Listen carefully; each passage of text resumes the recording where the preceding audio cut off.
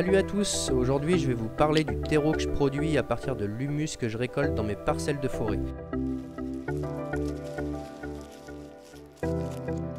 Attention tout de même, car si vous décidez de faire cela dans une parcelle privée, d'avoir l'accord du propriétaire car ceci est interdit par la loi.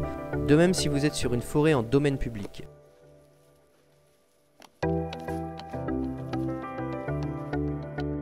Je tiens toutefois à préciser en comparaison qu'on nous interdit beaucoup de choses tandis que les ministres de l'écologie autorisent le déversement de boues rouges remplis de méthane et autres produits chimiques dans les océans sans même être inquiétés. Et cela n'est qu'une infime partie de ce que je pourrais dénoncer.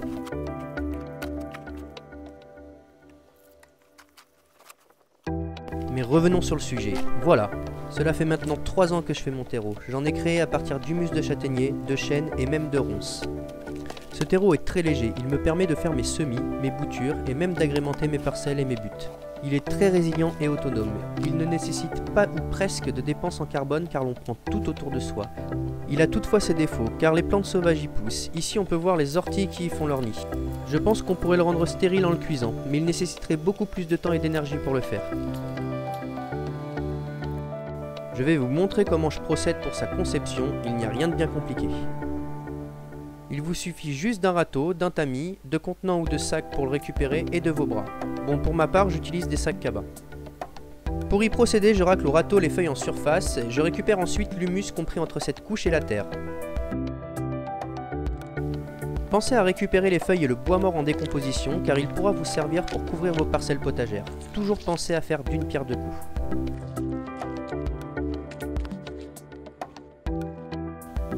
Je ratisse aussi très doucement car il y a des racines de ronces et de lierre terrestre, histoire de laisser au maximum la tenue du sol. Il faut aussi changer les coins où l'on prélève ce terreau pour permettre à cet humus de se régénérer.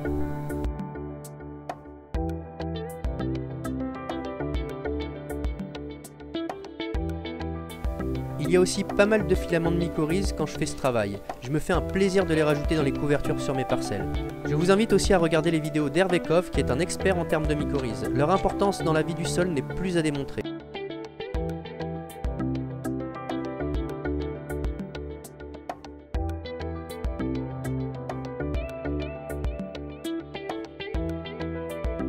Cela fait plusieurs mois que j'ai recouvert mes parcelles et l'on peut voir la mycorhize qui est toujours présente dans le sol.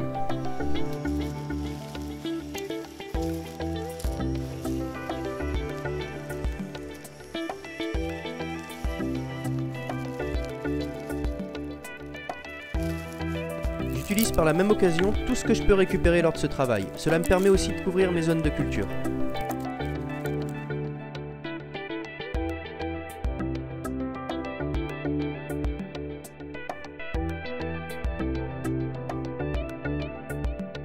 Une fois l'humus récolté, il vous suffit juste de tamiser le mélange. Un tamis en 0,5 suffit amplement. On peut aussi procéder de la même manière avec son propre compost.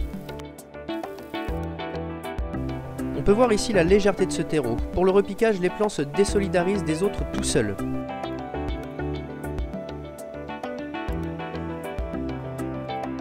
Je vous montre aussi mes réussites sur le bouturage avec ce terreau. Ici les kiwis qui ont bien repris.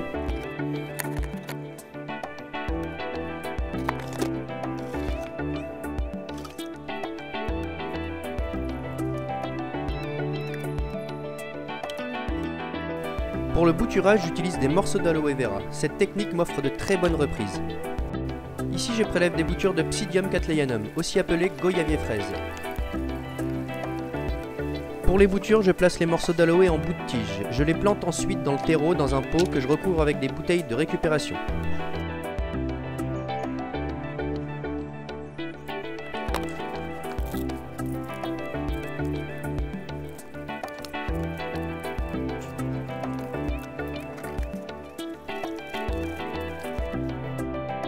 Je finis cette vidéo pour vous parler de cet arbuste que je trouve fort intéressant. Il résisterait à -7 mais des expériences montrent qu'ils sont repartis par la souche à des températures légèrement plus basses. Il est donc à réserver pour la culture dans des climats à hiver doux ou en bord de mer. Il existe deux variétés, une à fruits rouges et l'autre à fruits jaunes. Leurs fruits ont un goût agréablement parfumé, peu sucré et légèrement acidulé. Dans mon cas, je les ai semés à partir de graines et j'ai eu mes premiers fruits au bout de 3 ans. Il produit donc assez vite et peut être cultivé en pot, ce qui permet de le rentrer en intérieur ou en serre l'hiver. Je vous mets un lien sur cette culture dans le descriptif de la vidéo.